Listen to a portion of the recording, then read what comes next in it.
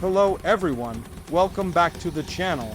Today's video dives into a development that has stunned analysts across the globe. The sudden scramble of Venezuela's Su-30 fighter jets as Russia and China appear to be cutting key military and economic ties with Caracas. This situation didn't emerge overnight. Tensions have been building quietly beneath the surface, and now they're exploding into full view.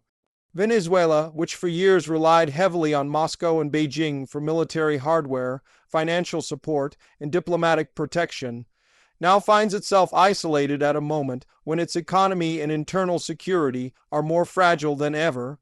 The Su-30 scramble is more than a military maneuver.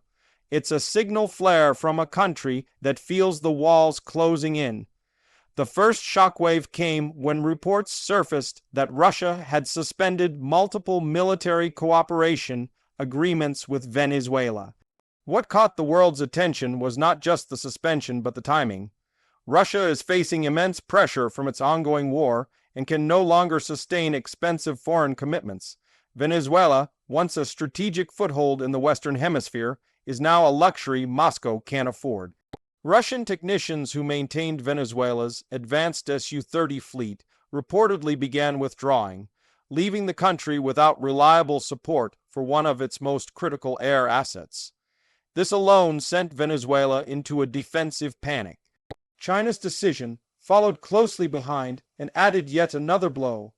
Beijing, which has long viewed Venezuela as a key partner in Latin America for energy and political influence, began scaling back economic agreements and halting new investments, with China pivoting towards stabilizing its own slowing economy and avoiding risky international entanglements. The Maduro government suddenly found itself without its financial lifeline. Caracas had accumulated billions in debt to China with very little ability to repay. The writing was on the wall. Beijing was stepping back, and Venezuela was on its own. This double withdrawal sparked immediate alarm inside Venezuela's military command. The Su-30s, some of the most advanced fighters in South America, were scrambled in what officials described as a readiness exercise. But analysts believe this was more than just an exercise. Venezuela wanted to send a message to its own population, to neighboring countries, and to any potential threat. Despite losing major allies, it still has the capability to defend itself. The problem is that without Russian maintenance and Chinese financing, the long-term operability of these aircraft is in serious doubt. Inside Venezuela, the mood is tense. The military has always been central to the regime's hold on power, and the Su-30 fleet is one of the pillars of that control. Losing the ability to keep those jets flying would be a symbolic and practical disaster. The scramble was meant to counter the growing narrative that Venezuela is militarily weakening, but it also raised new questions about what happens next. Can Venezuela maintain these fighters on its own? Can it find new allies? Or is this the beginning of a slow military decline that mirrors the collapse of its economy? Regionally, the situation is causing unease. Colombia, Brazil, and other neighboring states have long kept a cautious eye on Venezuela's military capabilities.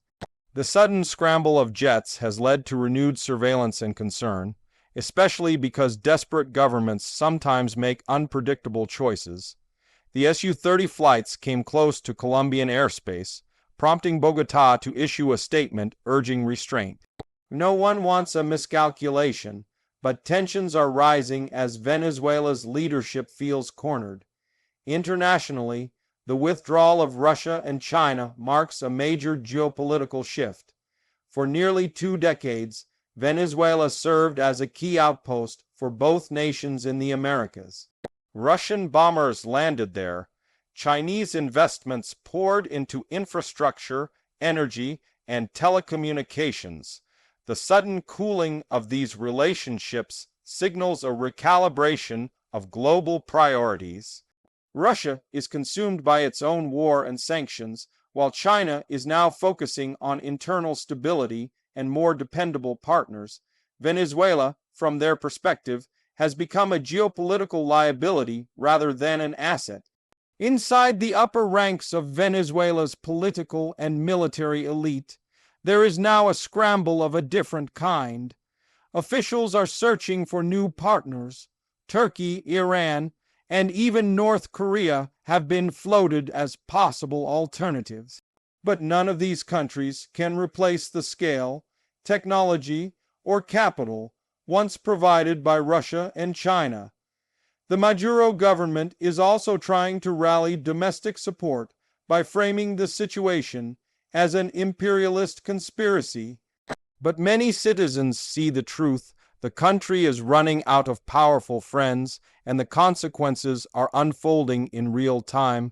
The Su-30 scramble also sheds light on a deeper internal fear within the regime. Without external backers, internal fractures tend to grow.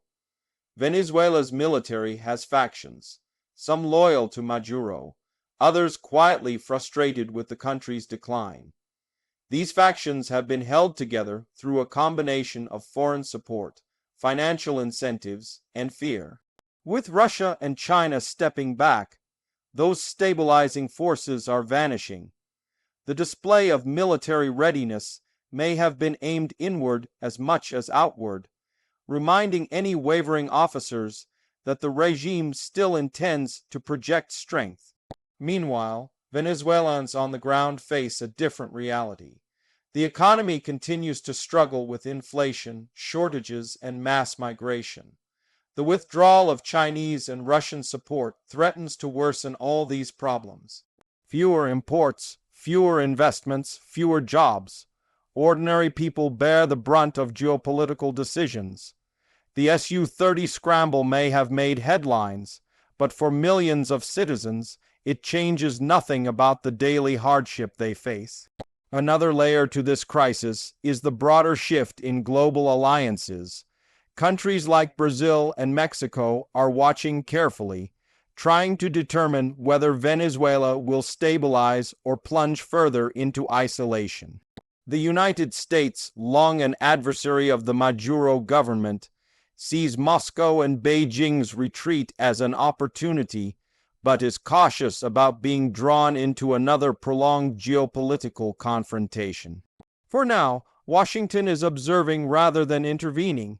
In the end, Venezuela's scramble of its Su-30 is both a defensive act and a symbolic alarm. It highlights a country desperately trying to maintain relevance and security as its most powerful allies turn away.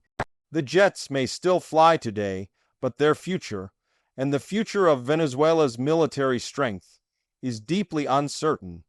Without the technical support and financial backing it once depended on, Venezuela is entering uncharted territory.